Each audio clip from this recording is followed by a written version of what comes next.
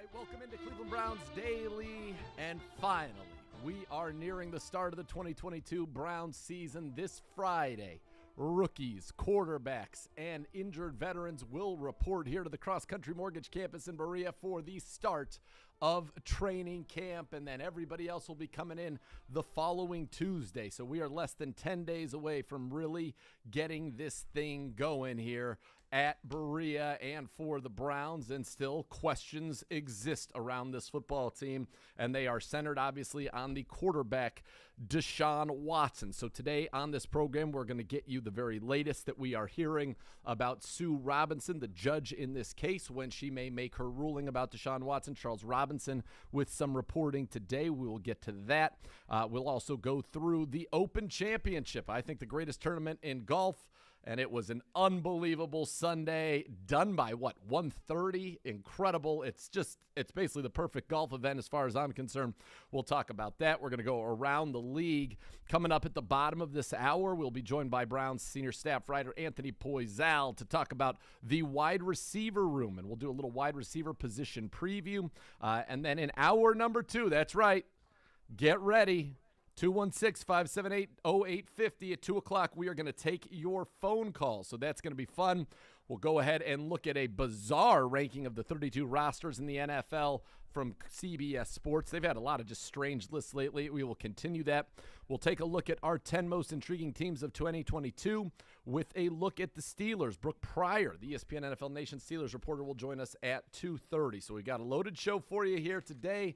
The rains came in this morning. They have cleared now, and we are getting ready, as I said, for the week when some of the Browns players, and obviously the quarterback position, that will be the one that we're looking at more than any.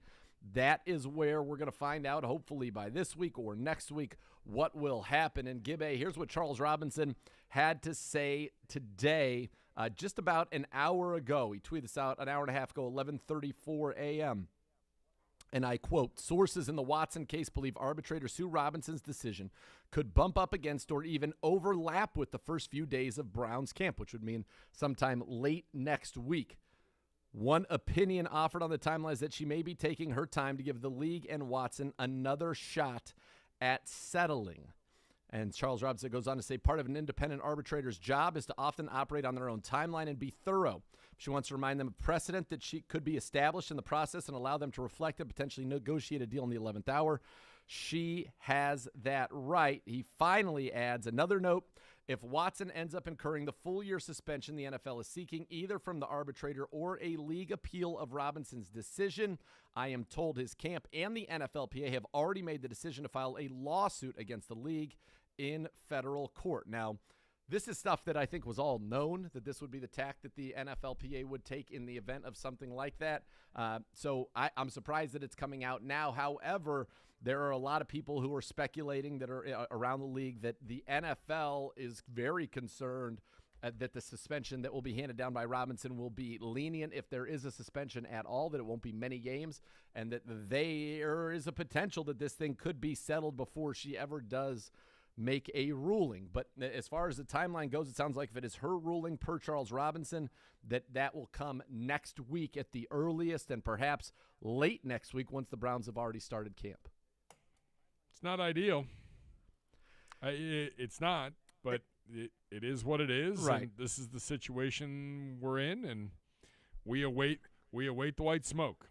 It's not that it's not ideal as long as it comes, I think in the month of July. It is not going to have a massive impact on the Cleveland Browns. That is this because week or next. even if her decision were to happen late, there wasn't a decision and he was able to participate. So it's not like it would affect his ability to participate in camp. And there wouldn't, even if he is suspended, he can participate in camp. So it really doesn't change anything.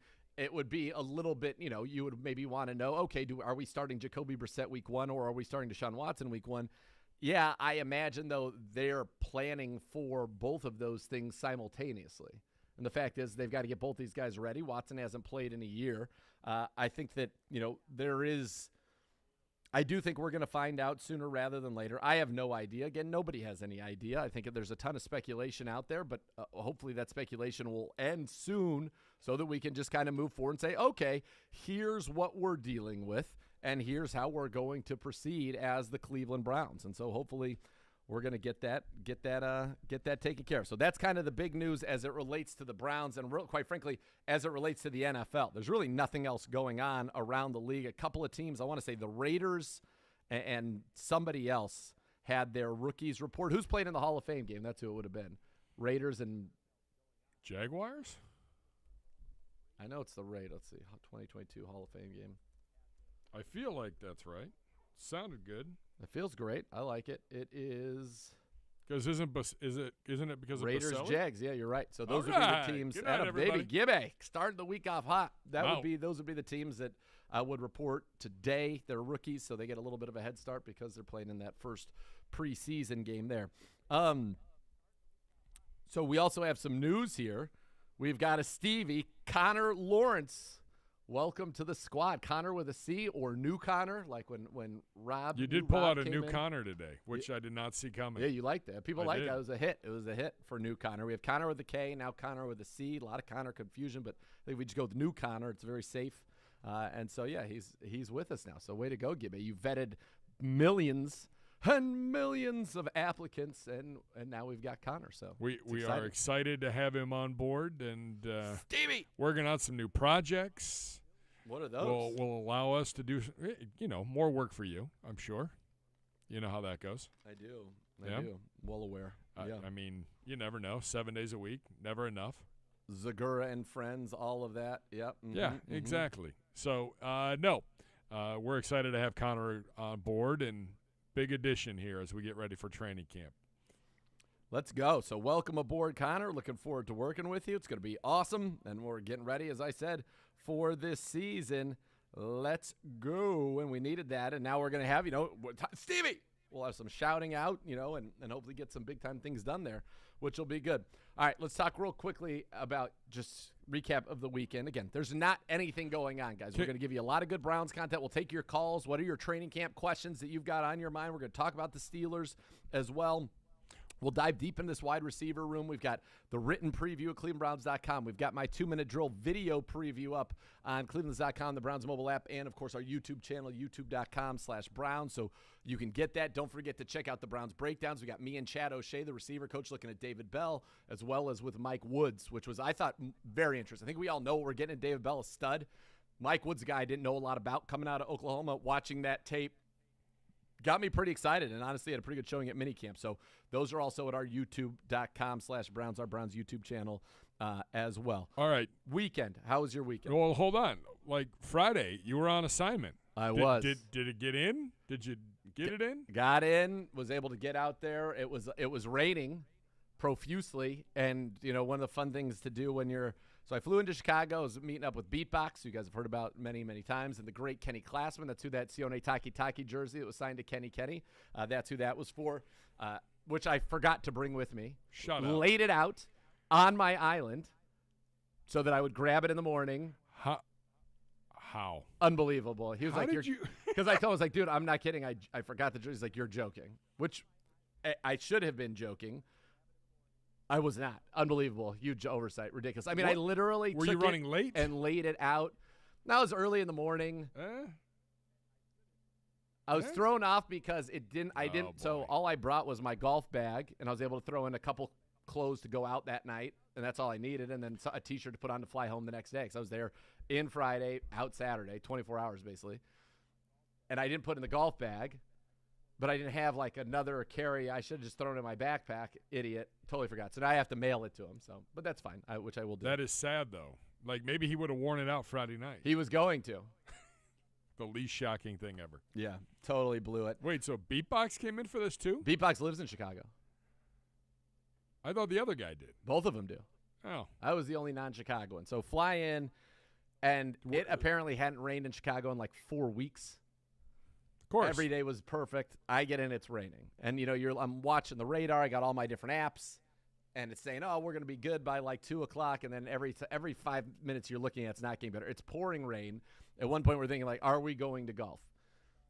And I was like, we're here. What? Like, yeah, we're going to golf. Let's try to do it. So we go out there, and we're at Olympia Fields is the club. Oh, is that where you went? went? Very prestigious. Hosted the 2003 U.S. Open, which was won by Jim Furyk. It's the home of the BMW Championship now, 2015 U.S. Amateur, which was won by Bryson DeChambeau. It is awesome. Awesome. They got 2 courses there. The North course is the tournament course. You can, I was walking around with Kenny, and he had worked the event the last time the BMW. He's like, oh, and here's where Tiger hit it from. And, for example, John Daly, I was telling you, played his favorite 18 holes in one day in the country, and number 14 at Olympia Fields was on that list, which is just an insane par 4. From the tour tees is like 500 yards, tee off a cliff down into like a ravine that it's straight, but there's water all the way right, trees all the way left, and then water at the end of the fairway, and then a steep cliff that is totally just natural up to the green. It's like 500 yards. Insane. Perfect. There were lose 8 balls on that hole. There were some awesome holes, awesome course. So we go out there, and on the first hole, we go tee off. The guy who's the starter is like, are you guys nuts? Is it raining still? Pouring. Kenny was very nice. He wanted me to have a piece of Olympia Fields gear, so he got me a rain jacket. I didn't have a rain jacket. I wasn't even, idiot. So get that. It's nice. You really screwed the pooch. My rain gloves that I hadn't used in forever because I'm not golfing in the rain typically. Yeah. Were molded up, so I had to get rid of those, get new rain gloves. So we go out there. The first hole is a par 5, and it is pouring. Part it. I was playing very, very well. And then after about the 4th hole, it just stopped raining. And it didn't rain until maybe we got to 17, and then it was just a light drizzle. But it wasn't a factor at all. And then the second we got out of there, pouring again. So it was perfect. So we were able to get the 18 holes in. This course, folks, is an absolute gem. It's beautiful. Everything's in front of you, but it's just hard. It's just a hard golf course. We played the whites, which are the member tees, par 70, 6,700 yards from the whites, par 70. The rating, which is what a scratch should shoot, was 73.4. The slope was in the 140s from the whites. The tour tees that they play, that these guys play, is 7,700 yards, par 70. No way. That's how good they are. And the guy who won it the last time, Kenny was telling me, at the BMW was, I think, 4 under for the week. It is tough. So 18, I wanted to hit one shot from the tour tees because it'd be fun. 18's a par 4. You have to bomb your drive out there. From the back, the water's not even reachable. But there's water up on the right and up to a little green and whatever. It's just a long hole. It's 520, I think, from the tour tees. Par 4. Dumb. I hit a bomb. Not for you. And it was wet a little bit. But I thought I had a really good drive. It was a little into the wind, and I had about 230 left. So it was driver hybrid. Yeah. From the whites, where we were playing, I hit driver gap wedge. That's the difference. That's a big difference. Oh, my God. But that's how long this course was. It was awesome. So we had a great time there, and then we went out to one of my favorite restaurants in Chicago. Went out to Hugo's Frog Bar. Just a delight, and Kenny, a tremendous host. And then that was it. Then just went home with Beatbox. Got to hang with his kids in the morning. Played a little Rory McIlroy golf, which was a treat. Good timing. And then watched the golf, and then I flew home Saturday. So it was just in and out. It was great. Couldn't have been a better day. It was awesome. That place, the Olympia Fields, is Kenny a member? Yeah, Kenny's a baller. Yeah, clearly. It was awesome. It was one of my favorite golfing experiences because the course was just so good. The clubhouse is so good. The locker room is cool. Supposedly it's a 22,000 square foot locker room. It's the biggest locker room in the country, supposedly. That was one of the facts they were throwing at me, amongst others. Just very cool. And then obviously great hanging out, great meal. Just, so we got a little, rained on whatnot. But other than that, it was perfect. And I got a cool hat from there. So the hat that I got in Colorado, those G4 hats, they're making them. I guess all the clubs have them now. And so it's just white. It just says OLY in the big block letters and then has their logo on the side. Sweet hat. So I'm pumped. So I got some good gear. It's great. Great time. Well done. Yeah. Well done. That course, though, was – and even though it was raining, and because it hadn't rained for so long, it was still – Were you cart path only or were you – No. Yeah, exactly. And there wasn't water anywhere. Maybe he said the greens would have been a little faster, obviously, and the fairways would have been a lot faster. But it still was rolling, and it was awesome. I had a couple of birds on the par 3s, both par 3s on the back. One was like a wedge, and one was an 8-iron. But The one that I hit a wedge on, I think, would have been like 195 for the pros, and it was only like 140 for us, 145. And then the other one, which was downhill, is 230 for the pros. It was like 170 for me, and I hit on both part threes, hit to about a foot, little kick-ins. So it was great. Had a tremendous time. What did you shoot? 72, and the caddy was pretty fired up. He's like, "That's for first time out here." He's like, "That was." And the weather conditions. That was pretty good, yeah. But I mean, it was brutal. I hit the ball well, you know. It was a cool place. Just the prestige and the history, and you know, Kenny, like I said, had been there. Be like, yeah, put a ball right here. This is where Tiger tried to hit a like cut driver off the deck on some par 5, and so I'm just like, this is nuts. Super cool. That's how it goes. Yeah, and then he showed me on that par 5, Daly hit it so far right. So that crazy par 4 I was talking about, the hole before is a par 5, and the right side where there's the water and the trees, that's kind of the right side of both holes because they go out and back. And he hit it so far right that he was down on that other fairway, and then had to hit it blind back up over a mountain of trees. I don't know how, and then supposedly hit it to like 5 feet and made an eagle on the par 5, which seems impossible, but these are some of the stories. So it was very cool. John Awesome Daly, time. baby. And then Sunday morning to come back and to get back and watch the Open. The best. Which we'll get into. We'll get into that. All right. We'll get into that right after this. We've got, like I said, a lot more coming up. Absolutely. 1/3, bottom of this hour, wide receiver preview, 2 o'clock. Your calls. What's on your mind with this football team? What could go wrong ready there? For training camp. Oh, baby. Off and running here on a Monday, Cleveland Browns Daily.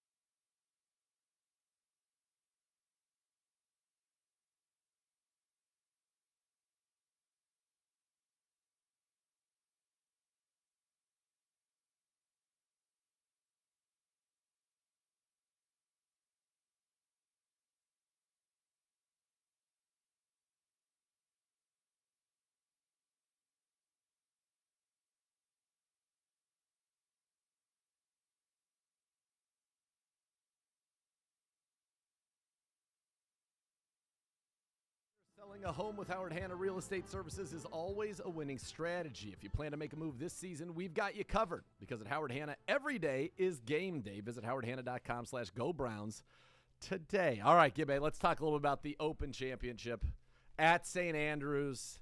Just the coolest, pretty much the coolest place there is. The most unbelievable environment. The crowd was great. The golf was great. Insane. Totally sensational. Probably the most riveting back nine I've seen in a while, just because it was Cam Smith, what he did, 6 birdies. He goes out and shoots a 30 on the back nine. A 30. I think he had 6 one-putts on the back nine. And Rory didn't have a one-putt all day. Could not get the ball to drop all day. And they were all good putts. I was actually joking with a couple of my buddies that sometimes I'll have rounds like that where I hit a bunch of greens and then every putt is just a tap in par, but he didn't make anything. And he didn't. He didn't make anything. And he had a lot of really good putts. Cam Smith, though, unbelievable. I mean, unbelievable. And my dad was like, oh, yeah, it's because he kept hitting him close. Most of those putts were between 15 and 25 feet. Yeah. 12 to 18. And Rory's didn't fall. His did. He made everything. Yes. He shot a 30 on the back nine of the Open Championship. So a 30. I joined, I think I turned it on finally as Cam was on like the 9th hole and starting. And then I felt like it just went in the blink of an eye. You mentioned it in the first segment. It was done at like 1:30. So fast. They were flying. Like every single one of the guys in the final 3 or 4 groups were just throwing darts up there. And I'm like, 20 under, like there are guys at 15 under. In any other year, they're probably winning this. Yeah, it's just that course doesn't have a lot of defenses other than the greens for, the players who can hit it the way they can and some of the crazy bunkers. And Hovland had a rough day. He was the only guy that really had a rough day.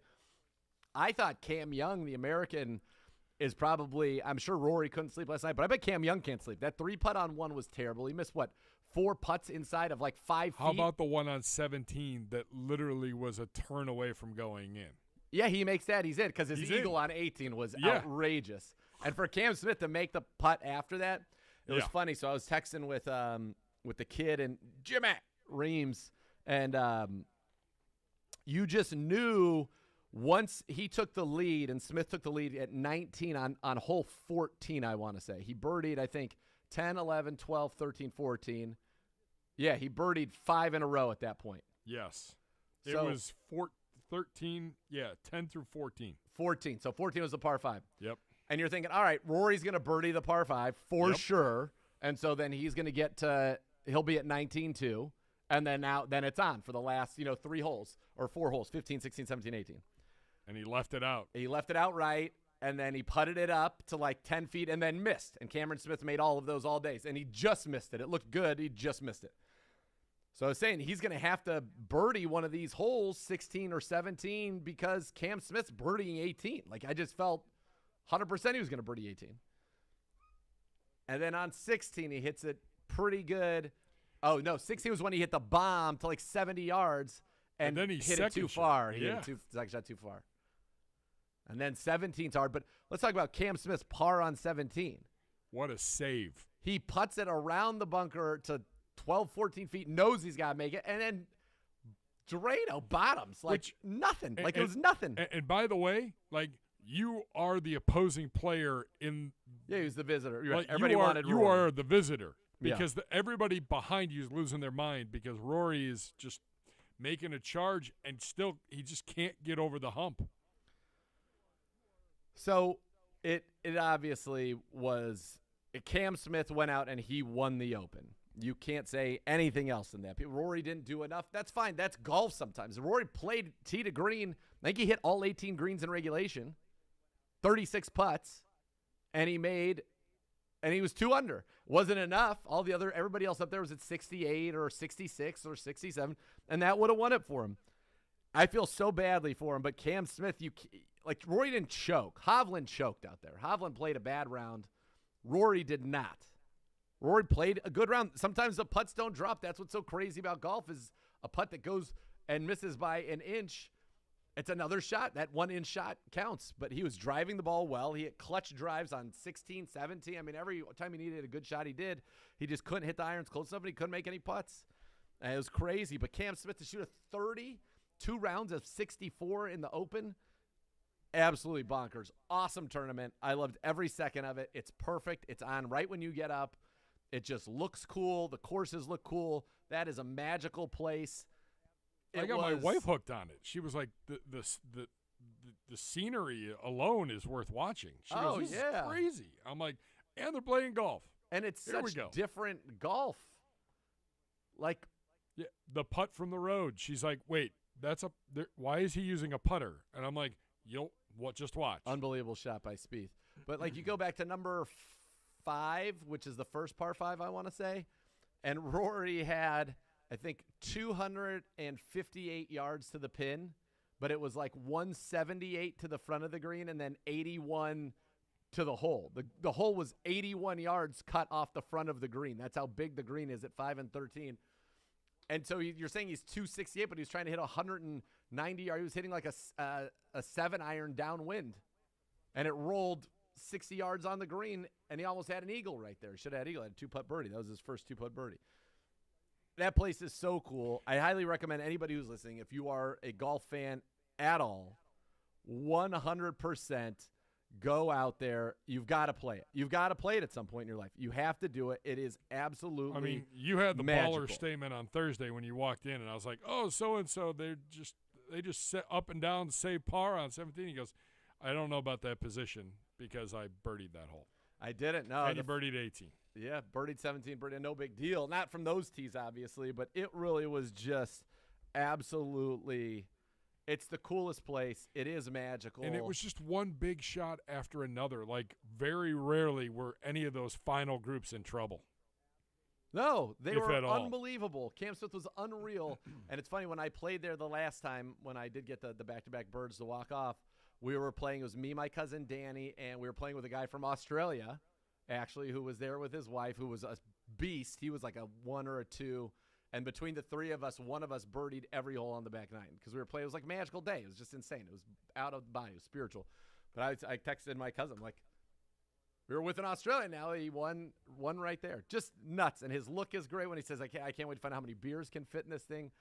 It was great. I felt bad for Rory, obviously. But, I mean, when a guy goes out there and makes everything, what are you going to do? Like, there's nothing you can do. I don't know what 30. I don't know what the money to script was, but him going from second to third. Yeah. That guy eagled. Because, well, the part of the tough part was if you're playing for money, right? If he's like, that was all he wanted to win, he had to try to make that chip. He would have hit that chip differently if he was just trying to get it close and leave himself a makeable putt, but just wild. And I think it was so cool. It was. So Cameron Smith made $2.5 million for the win. Okay. $1.455 for Young. McIlroy $933,000. So $500,000. He does. It's me. Correct. It's paying for the gas to fly his plane. Cam out. Smith's about to go to the Live Tour on a $90 million guarantee. I think he should be asking for more. The guy just was second at the PGA and just won the Open. He's going to Live? Supposedly. Wow. That's the rumor. And David Faraday as well, and maybe Charles Barkley. By the way, it was great to hear Faraday. Oh, he's unbelievable. Back on. I'm like, why can we not get this guy on regular golf every week? He should be at Augusta. He just should be makes at every everything major. sound cool. It all sounds cooler when, it just sounds cool. He's great. I don't know. I just thought it was a great I thought it was a great weekend of golf. Like the movement, just you knew you had to keep performing because everyone was coming. Like if any of those guys in the top had faltered, there were 10 guys at 12 or 13 that were right there that would have just made it insane. Oh yeah, it was awesome. It really was. It was incredible. And by the way, I've got to tip my hat. Rory McIlroy had to be inside, just gutted. And there was probably he wanted to get out of there. He certainly didn't want to do an interview. He does an interview, and the woman interviewing him starts her question with, "Now you haven't won a major since 2014." I didn't see that. I had to how are you feeling right now? And you could kind of see he was just like, but he handled it with such class. Everything he said was great. He said, look, I'm not mad about how I played. I played well. I hit a lot of really good putts. They just didn't go in. Like, I'm not mad.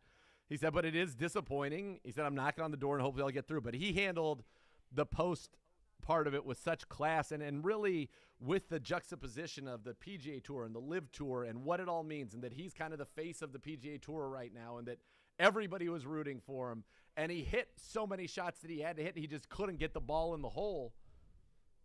He handled it with tremendous class. All right. And I'm a bigger Rory McIlroy fan now than I was going into it. Real quick, because we're up against it, thoughts on the Tiger walk on Friday. You were not here on the show, but Beau and I both talked about it. Like, it was emotional. Dude, it was emotional. I'm on the plane, and the flight I was on had DirecTV on it, which I didn't know that was even still a thing. Great. So I was watching it, and I got emotional as he's walking over the bridge. And he gets up there, and I'm like, all right. He hits it to 3 feet, so I'm like, okay, he's going to finish with a birdie. Awesome. Perfect. And then he missed it. And you could see in the plane, I was like, ah. Oh. The guy next to me was, oh. And you look around, a bunch of people are like, ah. Oh. Like, oh. Come on. Just a gust of the wind, anything. Make that ball go in the hole. It was, by the way, though, he was not the only one. There were plenty of guys from 3 to 5 feet all weekend that couldn't make that putt there. Man. Like, Smith's 2 putts on 17 and 18 to get down in 4 from where he was on 17 and 18, so yes. 2 on each hole. Like, I probably could go out there. The average golfer could go out there. You could try that probably 20 times from each spot and maybe not get that same result. That putt on 17, he has to hit it hard enough so that it doesn't go fall right in. And you heard Aziz, like, pros have done that and putted it into the bunker. Or then not to hit it too hard that he hits it way past and then has an impossible putt back. He does that. And then the one through the Valley of Sin, he hit that 30 feet right up a hill, and then it had to swing it back to the left. And not only does it swing, but it's almost a tap in. Yeah, and if you miss it left, it's going to go back down. Yeah. Insane. Like, Hovland didn't even get his first one up there. No. Poor Hovland. Rough day that for that was a rough guy. day for Victor. All right. It's not going to be a rough day for your ears when we come back. Anthony Poisel in studio talking about the wide receivers, taking a look at that position group. And then top of the hour, get ready, buckle up, phone calls, keep it clean. Let's have some fun. 216-578-0850, wide receiver position preview next on Cleveland Browns Daily.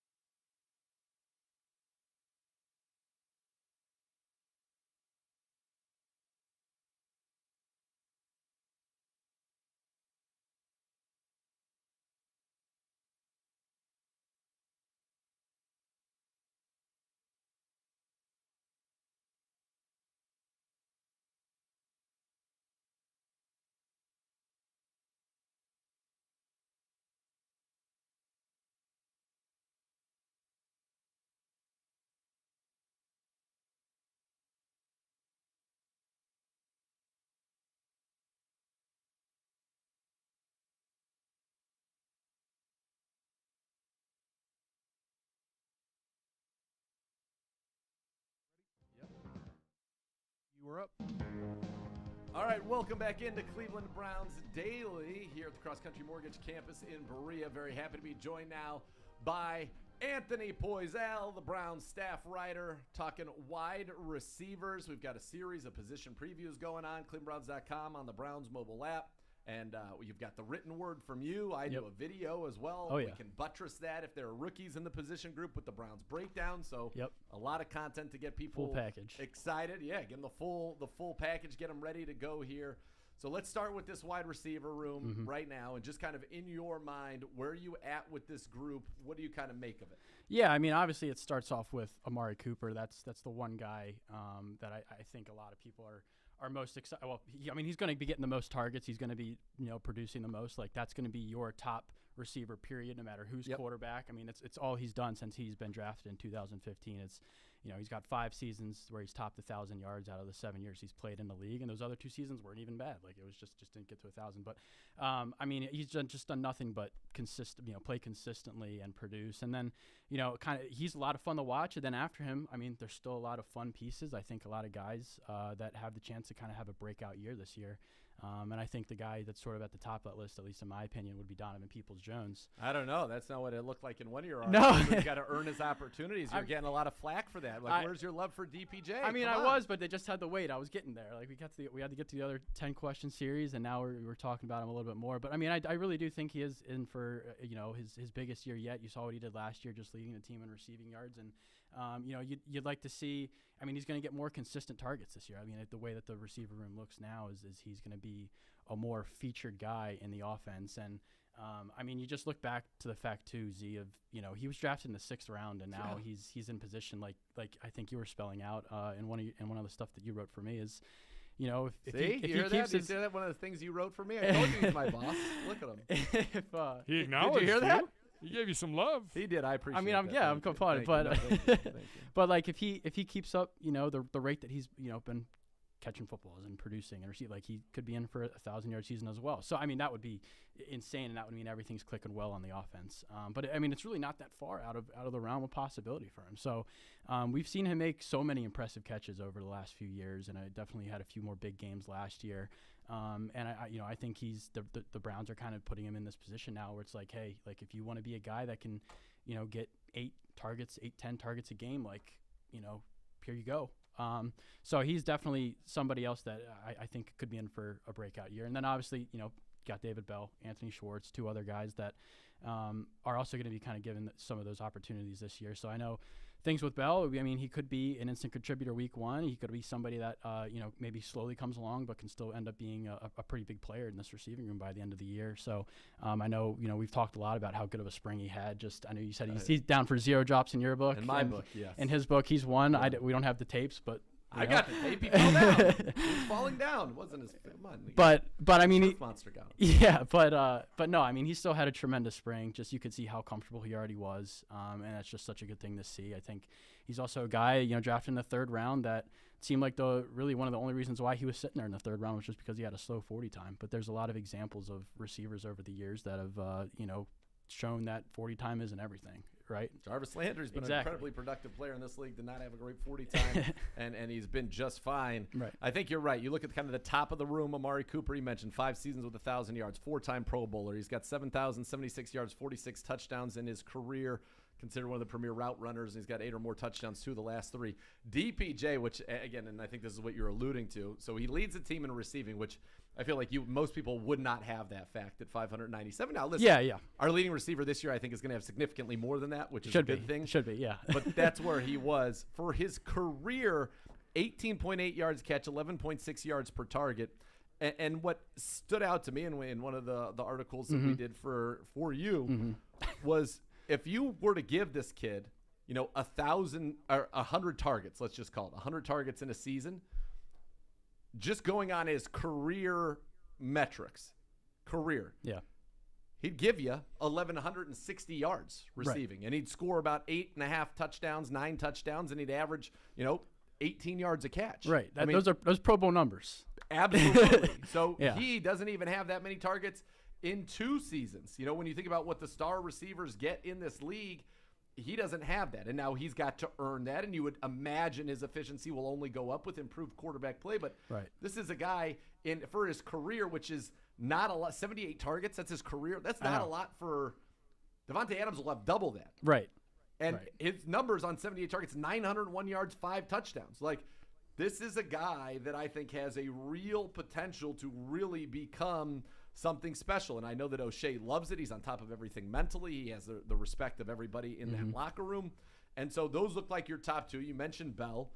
And what Chad O'Shea told me was he's exactly who we thought he was, which makes us very happy. Yeah, I mean, all he's done throughout the spring was just catch the footballs. And, it's good. He's a good route runner as well. I think we'll see more of that in training camp once sort of the practice intensity kind of ramps up a little bit and the pads come on, which will be really nice. But, Bell is also going to be one of the guys that you can maybe, count on seeing a lot of during the preseason just because he's a rookie. They're going to want to get him into that game action.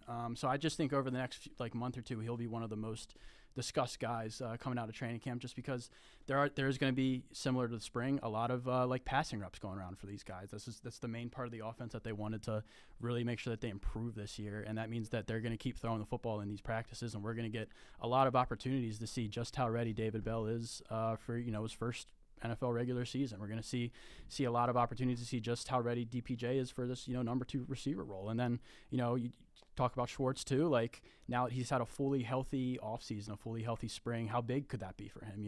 That's the guy, right? That's the guy. Yeah. To me, he's the one. While he might not play the most, what he is able to do, the threat of what he is able to do. A guy who had 9 touchdowns and more than 50 yards at Auburn, didn't materialize last year. Started great, 3 catches, 69 against Kansas City, but he's the one guy. Amari is not that guy. DPJ is not that guy. David Bell's not that guy. Now, DPJ, say, how could he not be a deep threat? He averages 18.5 yards as a catch for his career.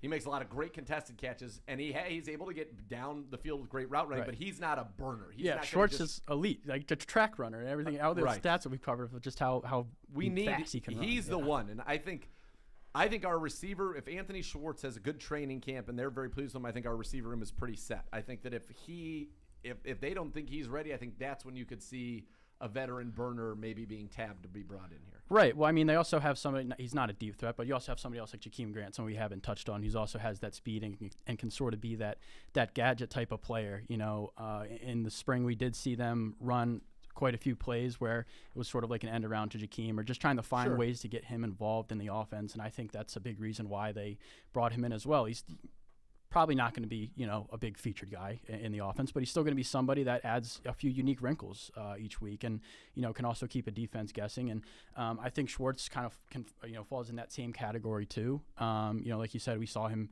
take quite a few deep balls last year, and, you'd like to see him be a little more consistent now that he's got a year under his belt. So I think those two guys, just the kind of speed and sort of that gadget player type element that they have, can really help make this wide receiver room be one that can stretch a defense every single week, which is so important to do in today's NFL, and especially in the AFC North with how talented of a secondary that they have down in Baltimore, and just the type of division that they're in. It's important to have a receiver room that is versatile like this and can stretch a defense. No, you're right. And I think if you look at it, you've got 5 guys that are going to make the team, right? Amari Cooper, Donovan Peoples-Jones, David Bell, Anthony Schwartz, and then I would say Jakeem Grant. Now, whether he's counted in our 53 as a receiver or he's counted as a return guy, it doesn't matter, but it's one spot. Yeah. And he's likely to do both, and you mentioned him as a receiver. In his last 2 years, 505 yards receiving, 3 touchdowns. He's great in space. So I think what's interesting is who will be the 6th receiver on this team, and I think that becomes a very fascinating discussion. And you've got Jamarcus Bradley, who's in 5 games last year, caught all 4 of his targets for 64 yards. They like him, an undrafted free agent who got that start against the Jets when our whole receiver room went out with COVID a couple of years ago and had 5 for 60 to lead the team. You've got Mike Woods, you drafted out of Oklahoma, and I'll tell you what, Chad O'Shea is liking what he's seen from him once he's able to get on the field. And then we've got you got a guy in Javon Wims who's big, 4-year veteran, been in 33 career games with 7 starts, and then the undrafted free agents, Isaiah Weston, who's tall and can run, a guy who averaged 23.9 yards a catch last year in Northern Iowa. The all-time leading pass catcher in the history of the U, Mike Harley Jr., smaller guy, but Chad O'Shea likes him too. And then Travell Harris. So a lot of guys, though, really competing for one spot probably on the roster and then practice squad spots. Right. I mean, it's definitely going to be – this is why, to me, the back end of this is why the receiver position and the battle. Felton Yeah, we haven't even receiver. mentioned Felton. Yeah, exactly. But this is why, to me, like the receiver competition is the most interesting of this camp, is just because there's a lot of like guys that have a lot of promise. They're young guys, but there's only so few many spots. And like you just said, the fact that we haven't even talked about him yet. Demetric Felton's another guy that you could consider a wide receiver. I mean, he's both a running back and a receiver, but throughout the spring and even just his rookie season, we saw him making most of his plays as a receiver, and I'm sure that's going to keep happening in training camp. But yeah, I mean, of the guys you mentioned, like I think with Isaiah Weston and Mike Harley, those two guys both had a couple impressive moments towards the end of the spring, and I'd be really curious to see how they keep doing in training camp. And I'm sure we'll have several practices where it's like, wow, like one of these back-end guys played really well, or maybe it'll happen in a preseason game, and it's just going to be a really intriguing competition to see which of these guys can maybe crack that sixth wide receiver spot. Can Demetric Felton and Mike Woods both make this team? I think so. I think if Demetric Felton making the team means there might be a surprise move at running back. It depends on if big surprise. Right, it would be a big surprise. But I mean, I'm not saying I don't think Demetric Felton should be on the team. He also looked well in the spring. He played really well last year as well. We loved him. I have to say I feel lucky that I'm not in a move where I have to make those kind of decisions, because there are going to be some talented players that, I mean, there's 53 when you have a roster like this is not.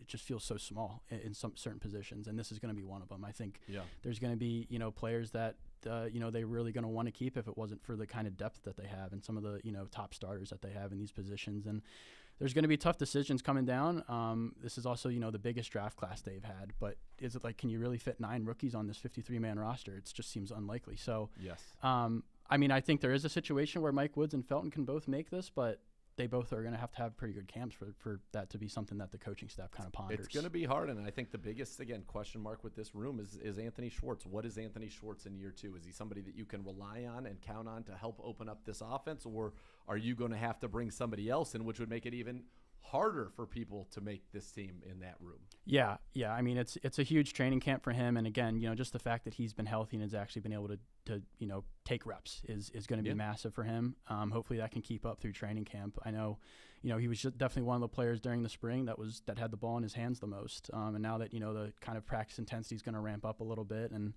maybe the offense will be throwing some new kind of plays at the defense, just because over the course of spring, it's a lot of sort of like repetition sometimes. But I think he's going to be a guy that I'm going to have circled as one that, you got to watch him throughout the whole training camp. So.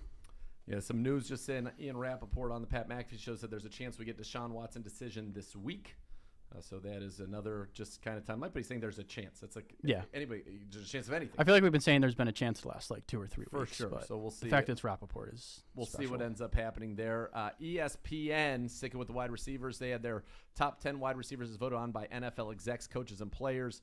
Not one Cleveland Brown is mentioned, and that's okay. I think Amari Cooper should absolutely have been there, at least in the honorable mention. I think he cracked the Madden top 10. He's in the top 10 in the 15, Madden. right? Yes, 90 Jamar overall, Chase right? is not in the top 10 in the Madden. Yeah, that was a little bit of a stunner. Surpriser. Yeah. And neither is Deebo Samuel, also a shocker. Here's what the list they came out with. 1, Devontae Adams. 2, Cooper Kupp, who just won the Triple Crown. 3, Jamar Chase. 4, Justin Jefferson. Justin Jefferson's elite. 5, Tyreek Hill. 6, Stephon Diggs. 7, DeAndre Hopkins. 8, Mike Evans, who all he does is produce. 9, Deebo Samuel. 10, DK Metcalf. Honorable mentions, Keenan Allen, A.J. Brown, Chris Godwin, Terry McLaurin, CeeDee Lamb, Michael Thomas, and Mike Williams. Also receiving votes, Adam Thielen, Tyler Lockett, Deontay Johnson, Odell Beckham Jr., and T. Higgins. There are a lot of good wide receivers in the NFL. Bottom line, I was going to say, a lot of really good receivers. Yeah, like if there's one thing to take away from this offseason, just all the wide receiver movement, all the big contracts, everything that was going on. I mean, and then you kind of go through the list like that, and you understand why. Like, there's so much value in being like some of those guys are playing on the same football team, which is just crazy. Yeah. But it's like it's just such a important time right now to make sure you have like top wide receivers, and obviously you got to have a good quarterback that goes with it too. But the value for all those guys just being a great wide receiver in the NFL has just skyrocketed this offseason. And we've talked about this before too, but we talk about Amari Cooper and how they were able to get him for a 5th round pick and a 6th round swap, basically before all those big moves went down. And it's just, crazy that they were able to get him at that kind of value. It was really one of the more like impressive, underrated moves of the offseason, I feel like, when you look across all the other things that happened in the NFL. No doubt about it. And by the way, they were asked after Jamar Chase Field. People are saying he's a Madden snub. They said Jamar Chase is a top blank receiver. Greg Newsome, our corner, responded. I saw that. Top five receiver, which is interesting because I remember he remember did pretty well against him. He did. I remember Newsome saying last year that Jamar Chase, I think I have this right, that he was the toughest receiver he faced all last year, and it was a great battle both games. I think the one game. I forget which one, if it was the home or the away game, but yeah, Greg had like his best game was like 3 PBUs, and I think like Jamar Chase was limited. Yeah, I hope nobody tries to read that as that's like a disrespect. No, I don't think that so. Is very much a complimentary. No, that is very much a compliment. Yeah, I think it's absolutely complimentary from Greg Newsome, who I think is going to be when this year's over. I'm planting my flag on Greg Newsome. I think people might say he's a top 5 corner in the NFL when this season is over. APR, what can people look for? CleanBrowns.com, Browns mobile app coming up here as we get ready. Yeah, I mean, we're going to have more of the articles that, I mean, I said you guys are writing them for me. I'm not your boss. 5 things already. More. Yeah, but we're only halfway through right now. So we got more coming out, just covering all areas of the team. And then, we'll just keep diving into the position previews. And what did you think of me using Grant Delpit as my second-year player to break out?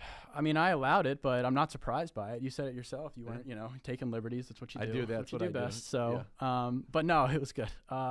Yeah, and then we get players that are going to roll in next week. So some on Friday. The week is here. Rookies coming in on Fridays, and then we get the vets next week, and boom, we're all in it. So dude, we are rolling. Yep. AP, follow him on Twitter at Anthony POISAL to keep up for all the latest on your Browns. Great stuff, brother. All right, when we come back, taking calls. Don't make me regret it. Don't make me regret it. Give me some good stuff here. Your training camp questions. Get them ready. Here we go. Cleveland Browns Daily right here on ESPN Cleveland.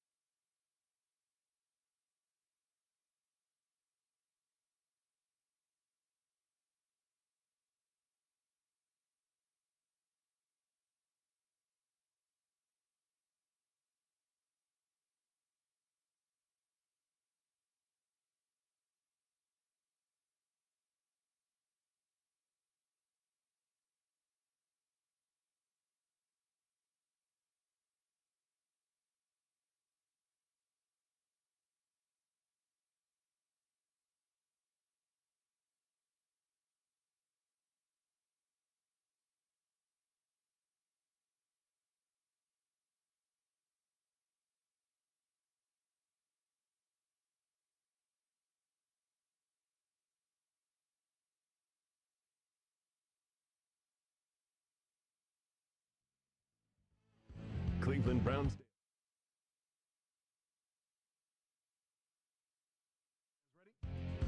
Yep. All right, you were up. Elk and Elk, serious lawyers for serious injuries. Call 1-800-ELK-OHIO for your free case review. Elk and Elk is a proud partner of the Cleveland Browns. Go Browns. And you're listening to Cleveland Browns Daily here live from the Cross Country Mortgage campus in Berea. This is a big, big week. The Browns will have their quarterbacks, their rookies, and injured veterans reporting on Friday. The rest of the team next Tuesday. So that's 8 days there, 4 days for the rooks and the quarterbacks as well. And we're about to go to the phone line. So this is on you guys to keep it good, and we'll have fun with this. It's going to be great. 216-578-0850. It should be. Paulus is sweating already. I'm not sweating. Before we go, I got though, the hand on the dump button. We are all good.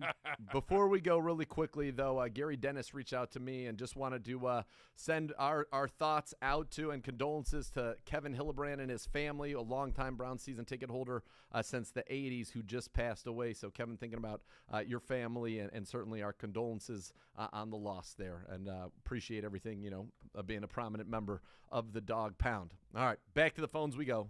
216-578-0815. If we're going to do the phones, there's no better way to start than with Blanca. I've actually debated about making him like a weekly contributor. Blanca's the greatest. I've had great memories with Blanca on the air, off the air, a legend really in his own time. A wonderful human. And guess what? He's joined the program right now. Blanca, what's up, dude? Nathan, love it. Congratulations. A legend in my own mind. I don't know a legend in my own kind. Own time, I said. A legend in your own time. My own time, I don't know. Yeah. I think you're probably legendary. I'm just trying to live up to it. No. Trying to live up to it. So, guys, thank you so much. Love the show. Congratulations. Most importantly, where are we at with our defensive line? I know it's not sexy. I know it's not what everybody wants to talk about. But of anything in my head, who is going to stop the run this year for us? I need to know this. All right, Blanca, and you are a legend, and I appreciate the phone call, and I like that you're focused on that. A little smash-mouth football, a little hard-nosed football wants to know what's going on. And I know he obviously isn't talking about what's going on the edges of our defensive line because that's easy, right? What's going on the edges? We got Jadeveon Clowney. We've got Myles Garrett back, so we're good there. So he's saying, talk to me about the interior of the defensive line. And so that's what I'm going to do. So here's where we are. Last year's starters, the Maliks, not with us anymore. So we've got some new faces and also some familiar faces that are going to have an opportunity to step up. I think we've got 5 guys right now. And I would say to you, Blanca, and to everybody listening, if there's one room, I wrote about it at clevelandbrowns.com, where we really don't know who's going to start. I can tell you who I think is going to start as of now, but we got training camp in the preseason to go to sort this out. I don't think there's anybody who's guaranteed a starting job. But here are the principles involved. And by the way, let me just say this. The Browns defense is built to get you to throw the football and for us to be able to get after the quarterback with Myles Garrett and Jadeveon Clowney. We got Chase Winovich. We're bringing Alex Wright on the outside. We'll be in 3 defensive ends in a lot of those pass rushing situations. There was reports over the weekend that Takk McKinley's doing well and that he wants to come back and that there's mutual interest there on what would be a cheap one-year deal. And I'm for it. Big Takk McKinley guy. I thought he was excellent last year before he suffered that injury. So that's where we're on the outside. So on the inside, we've got Jordan Elliott, who was the Browns' 3rd-round pick in 2020. Last year, 16 games, career-high 464 snaps. He notched his first-half sack against the Ravens, career highs in pressures 10 and tackles with 26. He's had a great offseason. We've heard that before. We need him to step up because I think it's likely right now he's somebody that could start for you. Now, next to him is the big Taven Bryan, former first-round pick of the Jags in 2018. He was the 29th overall pick that year. And I talked with Chris Kiffin, our defensive line coach, about Taven Bryan. And what he told me was we felt that he was used not the way we would use him in Jacksonville. So in Jacksonville, they were having him play positions and in roles and in styles that the Browns wouldn't. So the Browns identified him early in free agency. They felt that he was a great talent and a perfect scheme fit for what the Browns were going to do with their attacking 4-man front. And so they got Bryan. Remember, that was done early in free agency. That may have been day 1. It was either day 1 or day 2. It was right away in free agency. He's got 63 career games, 17 starts, 5.5 sacks, 15 tackles for loss, 86 tackles in his career. So if you said today, that's who I would pencil it in. And again, the Browns are not afraid of teams trying to run the football. I go back to this stat, which I think is so fascinating, right? The best running back in the league, so our Nick Chubb, for example, is going to give you about 5.5 yards a carry. That's the best. The worst quarterback in the NFL is going to give you more than 6 yards an attempt. So it's always more efficient to throw the football than it is to run it. Always. The Browns are built on stopping the pass. You must be able to stop the pass to win. And I think they feel like the combination of both of our ends, by the way, are tremendous run defenders. Myles Garrett and Clowney, both great run defenders. They think Alex Wright will be an excellent run defender as well. Our linebackers are very good against the run, whether that's Walker, Phillips, Taki, JOK. Our corners all tackle. Our safeties all tackle. So they feel good about that. But Elliott and Bryan, those are the starters right now. I would say pencil them in. Pushing them, you've got Perrion Winfrey, our 4th-round pick out of Oklahoma. Again, a guy that they thought played out of position in college. He was a 0 or a 1 tech, a true nose tackle at Oklahoma. He plays the 3 technique in the Senior Bowl. Guess what? That's what he's going to play with the Cleveland Browns. He was the MVP of the Senior Bowl. The Browns are excited about him. It's not hard to imagine a scenario in which Perrion Winfrey contributes as a rookie this year. Then you got Tommy Togiai, our 4th-round pick last year out of The Ohio State University. Got active starting Week 10 against New England. 6 games, 125 snaps, 2 pressures, half a sack, 16 tackles.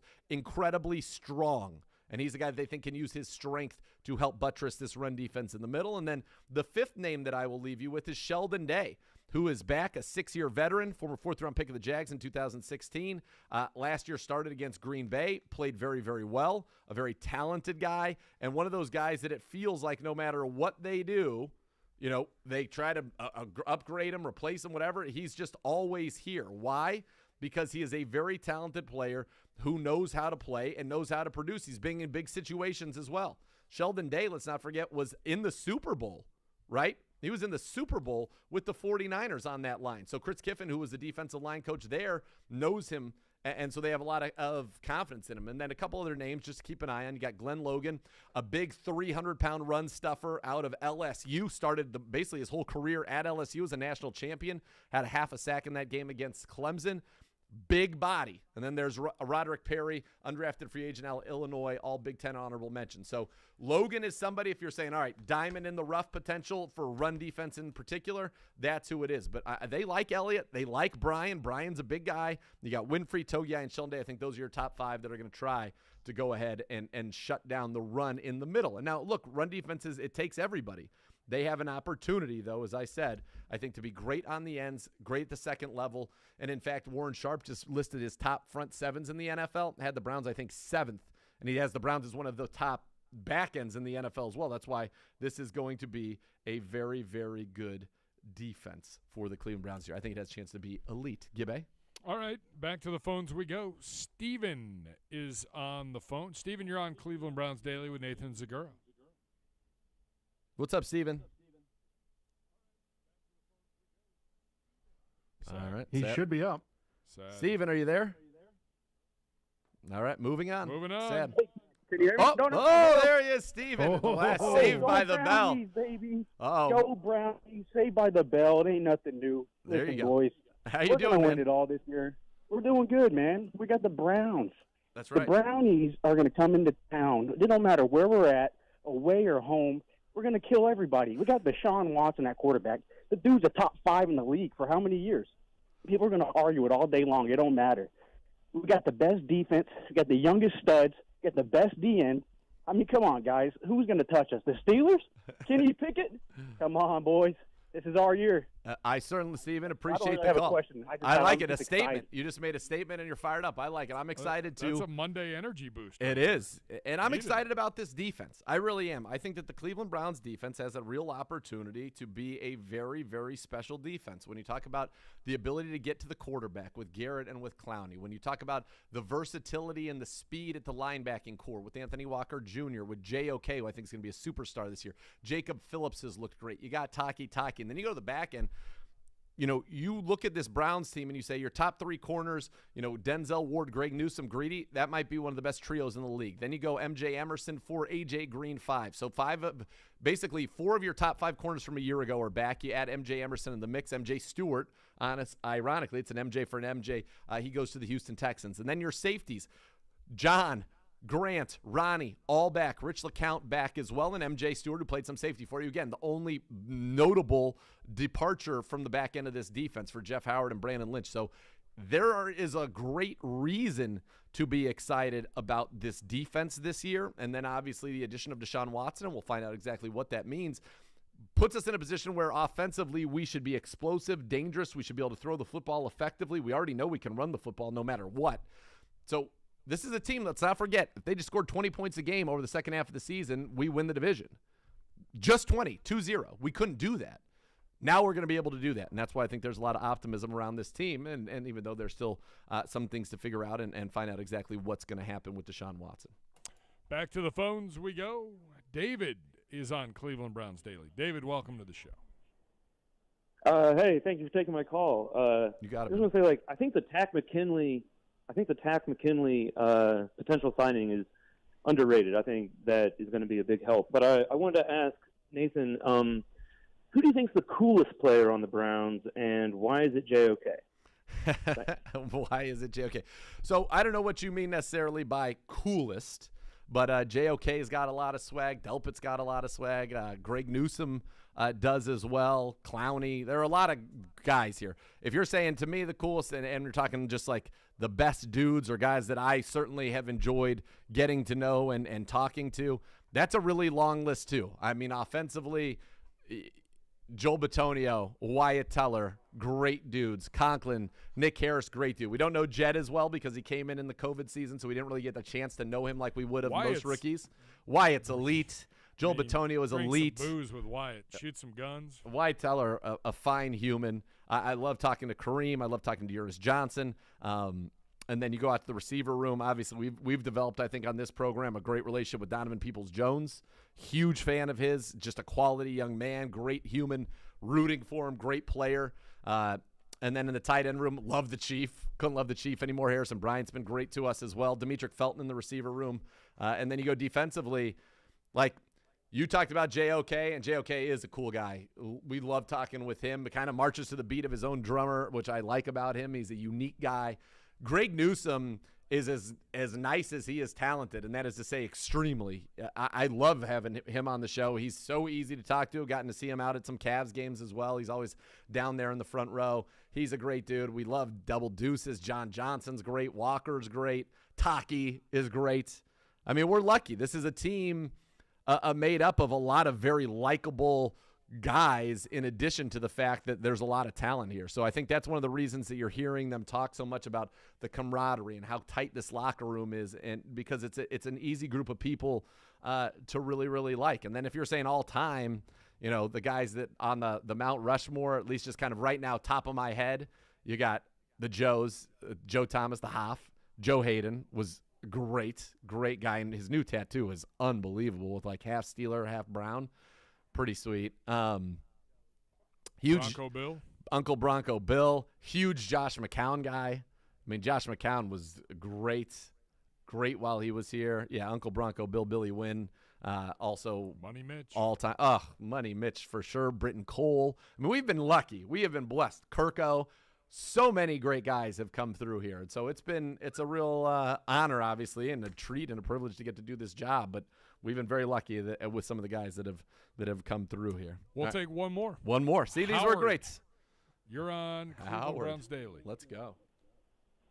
Hey, can you hear me, guys? Yes, we sir. We can hear you. All right, thanks. First, I want to say thanks to the Big Z for the great cameo to my mother last Hanukkah. Oh, and man, my pleasure. I also love hearing about the kids' exploits and your vacations, as I have a 7-year-old and an 8.5-year-old, 2 boys myself. So always up for hearing those recommendations. I appreciate it, man. And you got to have fun out there, got to live. You got to take it around and have some fun with your children. Listen, all I will say is the one thing I've learned that beyond a shadow of doubt is that tubing is undefeated. I don't think anybody's ever had a bad time tubing. So I think the more tubing you can do, the happier everybody is going to be involved in that. But thanks for the kind words, and there we go, Gibby. See, look at that. Howard, are you still there? I'm here. I'm listening. And, just got back from the Alpine Slide in Mount Hood. I live in Portland, Oregon, and that's a great activity, too. What is the Alpine Slide? What is that? What do we go down the slide in?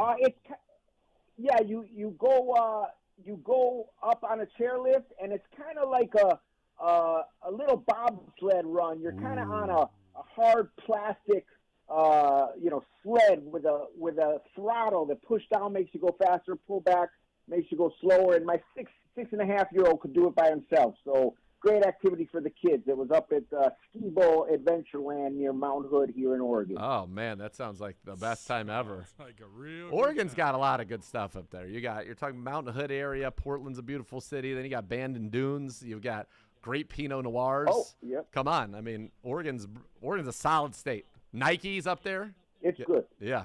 Very Nike's good. up here, Adidas, Intel. But my question today, gentlemen, is let's look at the 2021 draft. No rookies were cut. 2022, we got a lot of people on the roster. I'm just wondering about that 221 class, 222 class, and I'm sensitive to any prejudice, hurting anyone's feelings. But 2021 class, I just wonder about Tony Fields and Richard LeCounte. And 2022, you mentioned Mike Woods, and I'm particularly interested in Isaiah Thomas. How's he looking? And any comments, I know there's a lot of emotional investment. No one wants to cut anyone who's drafted.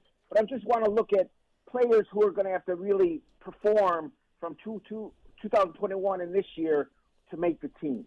Thank you very much. It's a good question. Love the Appreciate show. it. So I think everybody's going to have to perform. I don't think it's going to be an easy roster to make. And so you look at the Browns draft classes, right, and you go back to 2021 and 2022, and you think about how many guys were drafted. And this year we had 9 on a roster that feels pretty darn complete. And so you say to yourself, all right, how can we get all these guys on the team? And so you correctly pointed out last year the Browns drafted Newsome, Owusu-Koramoah, Schwartz, Hudson, Togiai, Fields, LeCounte, and Felton. So that's, by my calculations, that's 8. Then you had 9 guys this year: Emerson, Alex Wright, Bell, Perrion, Cade York, Ford, Woods, Thomas, Deaton. Okay, so Greg Newsome's making this team and starting. Jeremiah Owusu-Koramoah is making this team and starting. Anthony Schwartz is going to make this team, I think, in a backup role, but they hope that expands. James Hudson will make this team in a backup role. Tommy Togiai, I think, does make this team, but let's talk about the defensive tackle room. You've got Sheldon Day. You have Taven Bryan as veterans. You've got Jordan Elliott now in his 3rd year, Togiai in his 2nd, Winfrey in his 1st. My guess is 4 guys make this team. Obviously, you want Tommy Togiai to be one of those 4, but I think he's got to compete and prove that he is better, significantly so, than maybe a Sheldon Day. So I think Togiai's one. Fields is in a little bit better of a position, I would say, following the release of Mack Wilson. And one of the reasons that I would say that is you look at this linebacking room, you've got your top 4, right? You've got Anthony Walker Jr. and Jacob Phillips. One of those will be the starting Mike. You've got J.O.K., and you've got Sione Takitaki. Behind that, with the departure of Mack Wilson and the trade for Chase Winovich, you've got Tony Fields, who was our 5th-round pick last year, played 10 games on special teams. They like how he's developed as a linebacker, but again, special teams will be the key. If he continues to be great there, he'll make it. You've got Dakota Allen, who's a 3-year veteran with 32 career games, 3 starts, who's a special team standout for the Jags last year. So those 2 guys are probably competing with Willie Harvey, Silas Kelly to make this team at linebacker. So you've got probably 4 locks and then 2 more maybe to get in there at the linebacker position, or 1 more depending on special teams and how they allocate things on the D-line and the defensive backfield. But I think Fields he's certainly in a competition, right, with Dakota Allen, Willie Harvey, who's been with the Browns, was on a couple games last year, has been with the Browns really on and off since 2019. And then you have Silas Kelly, the undrafted free agent, that made a very good impression out of Coastal Carolina, who had 340 tackles in college. So that would be a guy who's in a competition. Rich LeCounte, who you mentioned at the safety position, he's definitely the number 4 safety right now, which would put him on the roster. He's got to be a good special teams guy, but I feel good about Rich LeCounte. He's had a nice start to his 2nd year. And then there's Felton, who was probably offensively the most productive guy last year out of this group. 18 catches, 181 yards, and 2 touchdowns. But I think he's in a real battle to make this roster. He doesn't have a natural home because you brought Jakeem Grant in to be your return man, so he's not going to make the team as just a return man. You've got 4 running backs in Nick Chubb, Kareem Hunt, Dearness Johnson, and Jerome Ford, who are probably ahead of him on the running back depth chart. And then at receiver, he's probably competing to be the 6th receiver with Mike Woods. So you've got Felton and Mike Woods who are potentially going after 1 spot. I think this year's class, Emerson, Wright, Bell, Winfrey, York, Jerome Ford feel really good to me. Isaiah Thomas is going to battle to make this football team. And now he led the Sooners in sacks each of the last 2 years, even though his teammate went much earlier, Nick Benito. But he's going to have to battle because you're talking about a defensive end room that's got Miles and Clowney, who are locks. Alex Wright's a lock. You traded for Chase Winovich. feel good about his ability to make this football team. We're talking about potentially Tack McKinley coming back. Then you've got, Curtis Weaver, who's been in the program. Then you've got Isaiah Thomas now, plus a couple of veterans, Stephen Weatherly and Isaac Rochelle. Like, that is a very, very condensed room. Very condensed. And you're likely to keep 4 of those guys, 5 max. But right now you would say Winovich, Weatherly, Rochelle, Thomas, Weaver are all competing for one spot. If McKinley comes back, is there a spot? And I think Winovich probably is the favorite, but Weatherly's a guy who's been in 73 career games, 17 starts, 8.5 sacks. Rochelle, 63 career games, 9 starts, 9.5 sacks. Now, Winovich had 11 sacks in just his first 2 seasons alone before he was banged up last year, so he's been the most productive. A lot of talent there. So it is going to be tough to make this team, and I think you could see – I don't think everybody who was in the 2021 class will ultimately be on this roster, and then I don't think everybody on the 2022 class will be on the 53 year. I think a lot of guys maybe end up on the practice squad and Dawson Deaton, an uphill battle because you've got Nick Harris and you've got Ethan Posick that you brought in. So a lot of talent there. That was fun. Appreciate it. When we come back, we're going to talk Steelers. We're talking Steelers. That's right. Brooke Pryor, ESPN NFL Nation reporter covering the Steelers, joins us for about a team in transition for the first time in a long time as the Ben Roethlisberger era is over and the Kenny Pickett era begins. That's coming up next here on Cleveland Browns Daily.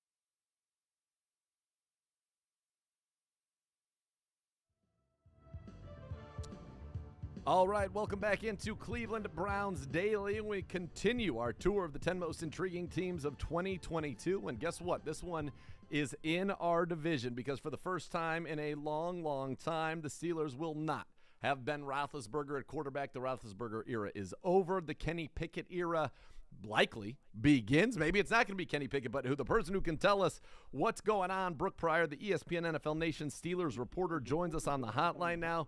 And Brooke, it is a strange season for the Steelers. I think there's uncertainty for the first time in a long time, but frankly, all they do is win under Mike Tomlin. What's kind of the mood around this team, especially in a loaded AFC North? You know, it's funny when you said that maybe this is the Kenny Pickett era. I wish that you could see the face I made because I was like, I don't know if we're there yet.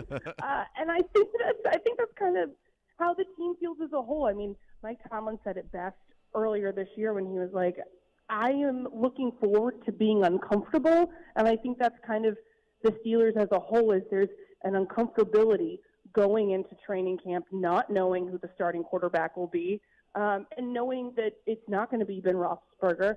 But, you know, the team is made in the image of Mike Tomlin. So therefore they're kind of excited, I think, about not knowing what's next because it's been such a foregone conclusion for, you know, almost 2 decades that they're looking forward to, you know, kind of mixing things up a little bit. And they will mix it up. So I'll start with this then. Is the biggest question who is going to be the starting quarterback for the Steelers week 1? And this is it truly a 2-man competition or is it truly a 3-man competition? So this is not the exciting answer, and I'm sorry for that. I kind of think the biggest competition is going to be at left guard, which I know how much everyone loves an O-line competition. You know, really something that you can sink your teeth into. You know, tell all the stats, everything else. No, but I think the sense I get from talking to people around the team is that right now Mitch Trubisky is the starting quarterback kind of until further notice. Okay. And that further notice, let's be honest, could come in training camp if Kenny Pickett comes out there and just really knocks the socks off of everyone, which I'm not going to rule it out. Stranger things have happened, but based on what I saw in OTAs and minicamp, I kind of believe that this is Mitch Trubisky's job to lose. And then, you know, I don't know whether or not Mason Rudolph will end up being on the roster when the regular season starts. I think that he's going to be someone that is on the trade block, just, you know, by virtue of he, I think, needs a fresh start somewhere, but he could be in the mix. They clearly think that at this point he's more developed than Kenny Pickett because he's been taking second-team reps. But I just get the sense that as much fun as we thought we were going to have with an open quarterback competition, it's maybe not quite so open. But left guard, if that's your thing, I think Kendrick Green and Kevin Dotson are really going to go at it during training camp, and that's going to be an exciting one to watch. What do you think the identity of this football team is going to be? Because for so long it was dominant defense, and then, of course, you had Ben Roethlisberger, and for a while it was the Killer Bees with Ben and Antonio Brown and Le'Veon Bell. And offensively, you do have some stars. Deontay Johnson is a star. Claypool's shown flashes. I think he got a steal in George Pickens. Freiermuth was very good, and Najee Harris obviously didn't have a lot of room to run, but did a great job in his rookie year. But it's a defense that feels a little bit in transition with some names that you're familiar with not being there any longer. But what do you kind of think the identity of this team is going to be? Well, I can tell you what they need it to be, and that's to have, again, that dominant defense, but also have the offense run through Najee Harris. I mean, I've spent quite a bit of time with him this offseason just seeing how he trains, kind of just looking at how he immerses himself in his offseason program. And, I mean, he starts training at 9 a.m., and he has not finished until 9:30 p.m. He does 3 workouts a day. I mean, he is preparing as if he's going to be carrying this team on his back, and I think in a lot of ways he is. As long as that O-line can get figured out in front of him, I think that, A, they're going to be able to utilize him more, open up some bigger holes for him, and then whoever this quarterback is, likely Mitch Trubisky, you're going to see Najee Harris involved more. They're going to have more play action. I just think that the mobility and the way that the Steelers can open up the playbook with a younger quarterback, a more mobile quarterback, is going to give Najee a lot more opportunities. Sure. So I think that the identity of this team kind of has to flow through Najee Harris offensively, and then defensively, yes, it is a little bit in flux, but at the same time, you still have some real superstars coming back, like Minkah Fitzpatrick, T.J. Watt, Cam Hayward. They're all right there. As long as they can fix their issues with the run defense, which easier said than done, but having Tyson Alualu back, Larry Ogunjobi, someone you guys obviously know pretty well, I think that's going to help them. But if they're going to be successful in a loaded AFC North and just the AFC as a whole, that's kind of going to have to be the recipe. Yeah, and you mentioned, Tuitt retires, and he had been so good for them, obviously injured last year. You get Alu back. You bring in Larry Ogunjobi. You draft Marvin Leal in the 3rd round. But Larry's a guy who was very productive in Cincinnati, was very good here. He's doing his tour of the AFC North. Also a great guy. And, with Joe Hayden leaving and Joe Schobert leaving, like they said, we've got to get another Brown in here, and here comes Larry Ogunjobi. I don't know if you've got a chance to talk with him yet. A tremendous guy. We loved him here. Not yet, but I'm looking forward to getting to training camp, which is getting here faster than I realized. I mean, a week from tomorrow, I will be up in Latrobe, and I'm excited. He's one of the guys that I definitely want to get to know because I think that he is going to be so huge for this run defense, for this defense as a whole. Because, you mentioned Stephon Tuitt retires, and he was obviously a non-factor last year just with everything that was going on with him. But he was a really big loss. You add in Tyson Alualu getting hurt very early on in the season, and the Steelers just kind of started out behind the 8 ball. They did not have much depth up front, and that was a huge issue when you're in, a very tough division like the AFC North. You're going to have a lot of teams that just want to ram the ball down your throat. They ran into that also against the Vikings. I just think that Ogunjobi is going to be a big key in making this defense better, kind of flying under the radar because he's not, necessarily a big name like a Miles Jack. Or guys returning like TJ Watt, but he's going to be crucial to what the Steelers want to do. And let's talk about the back end of this defense. What do you make of the corner situation here, and how comfortable are they with what they have back there? Obviously, it's safety with Minkah Fitzpatrick. You feel good about that. What about the corners?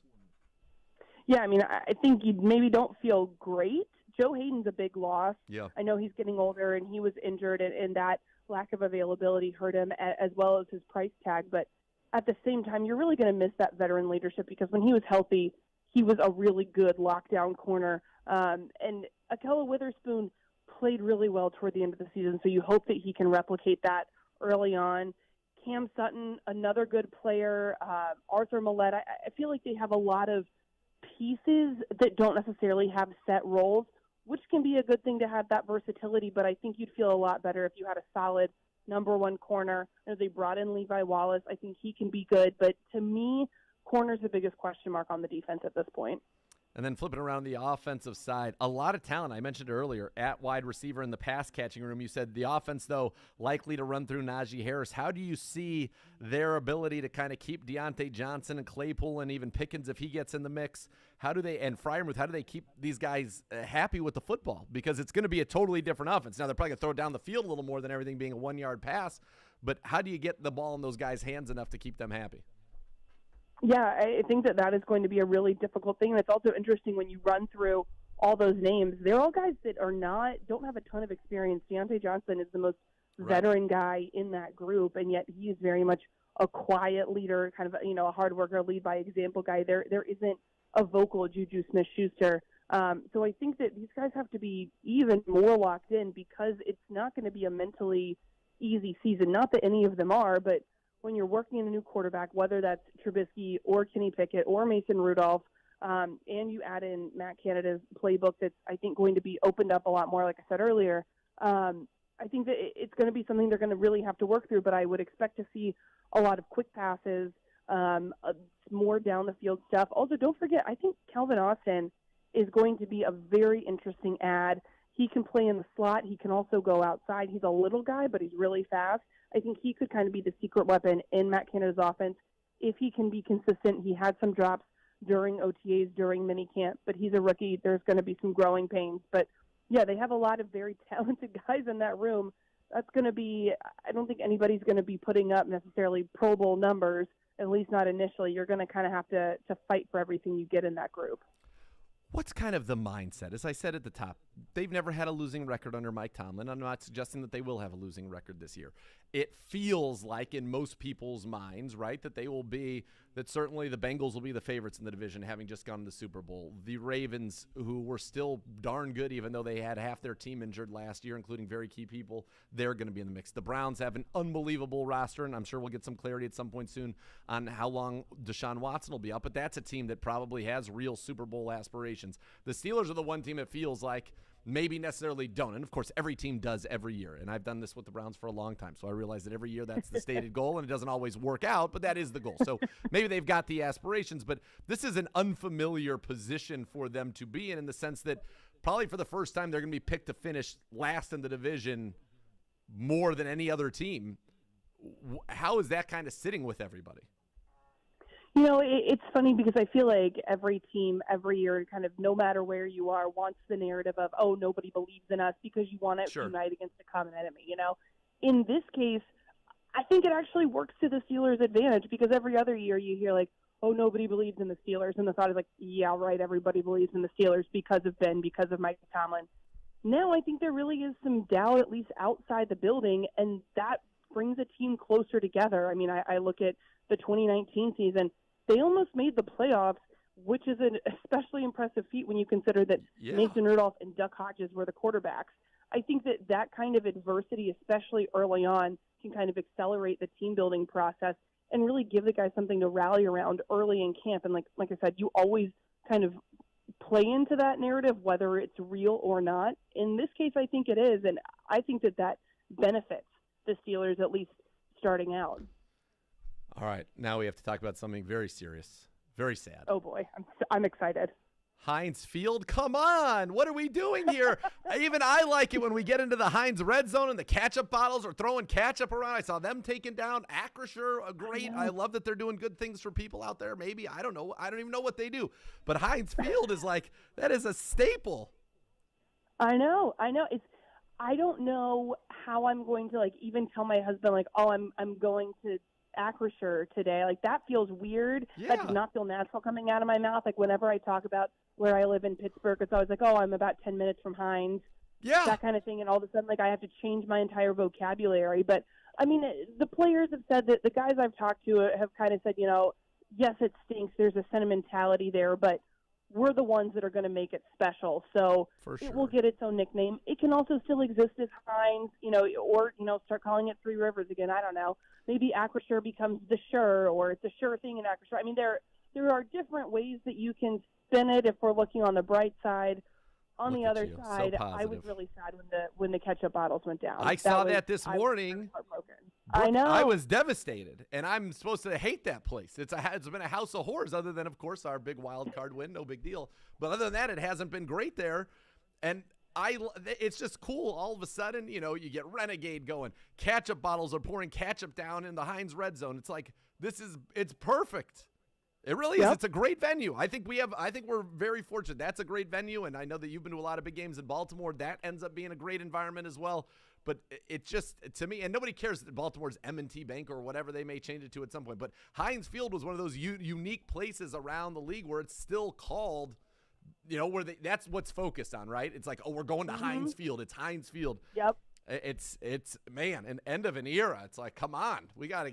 The bottles, at least, how can they not keep the bottle part of it? I know. Sponsor the red zone. All I can say is, thank God it's not Crypto.com arena, because that to me would be worse than Acrisure. I think that there's some wiggle room with some nicknames in Acrisure.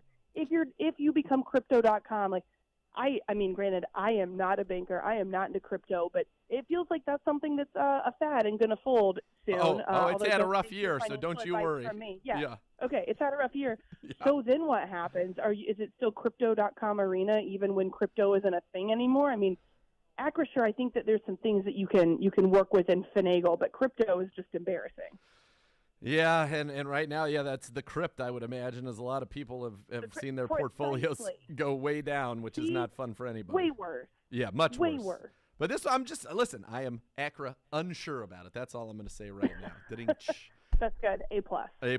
Well, we'll go out on a high note. Brooke, it is always a pleasure talking to you, and I look forward to seeing you this season and reading your great contact, keeping us up to date on what, for the first time, is a different-looking Steelers team than it's been in a very, very long time. Yeah, absolutely. Thanks for having me on, guys. You got it. All right. So much more to come here on Cleveland Browns Daily as we wrap it up here on Monday. You're down.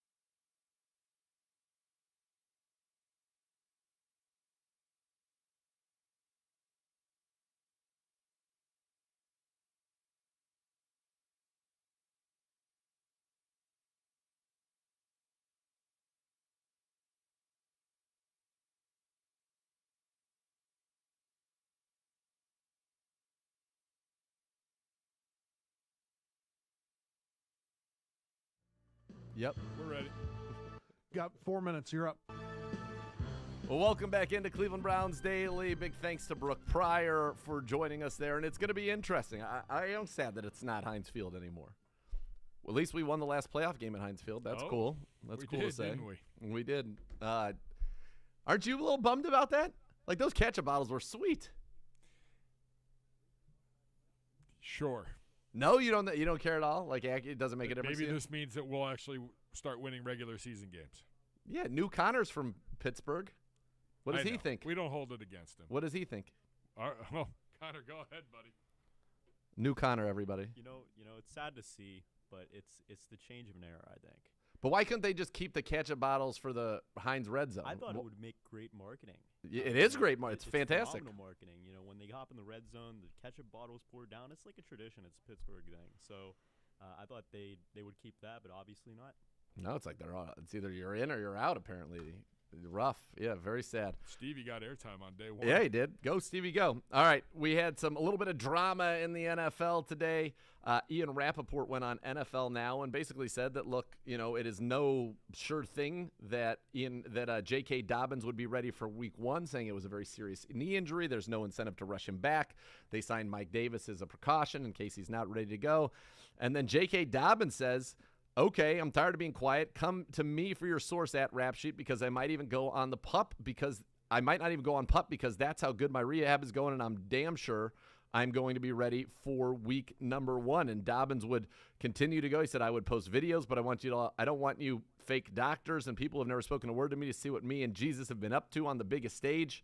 The work Jesus does with me and you who are doubting me, you could never understand it. Just know I'm working. I've been quiet for a reason. I thrive best when I face adversity. Go check my resume. And then, and what turned out to be a very fun moment is that Ian Rappaport was on McAfee as Dobbins tweets this out, and then McAfee gives him a lot of grief saying that he just got dunked on, and Rappaport was not really playing along. 2 minutes, 2 minutes. Look, I trust my sources. I hope that that's the right outcome. I hope it all works out, but I thought it was hilarious. McAfee was doing like fake posters and having the time of his life with it. Rap Sheet was not having it. No. He was not having it. I retweeted that one out. I said, this made me laugh because it really did. Rappaport followed up at 2:04. He said, when news develops while on live TV, we discuss, watch the whole clip for my views on the situation, which he was like, look, I think it's great that he, came back and said that, and I hope that he is, ready to go when it's all said and done. But at the same time, I trust my sources, and I believe we're going to be, we'll see what happens. So